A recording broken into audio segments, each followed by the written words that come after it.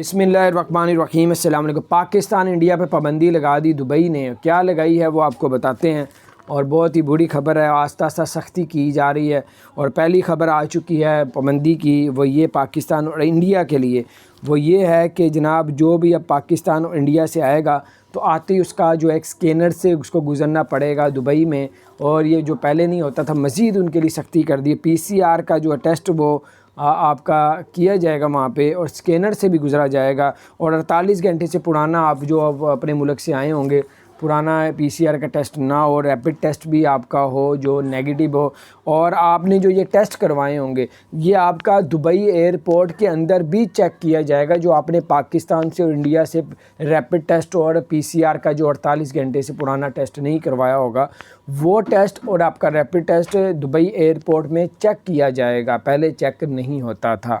تو بہرحال یہ کچھ اب چینجنگ آتی جا رہی ہے، اب جنوری میں کچھ بھی ہو سکتا ہے۔ اگر آپ نے ٹریولنگ کرنی ہے، بہت زیادہ ضروری ہے تو کر لیں، اگر ضروری نہیں ہے تو پھر انتظار کریں، جنوری کا جیسے صورتحال جیسی نظر آئے گی پھر اس کے مطابق آپ ڈیسیژن لیں۔ اپنا خیال رکھیں، چینل کو سبسکرائب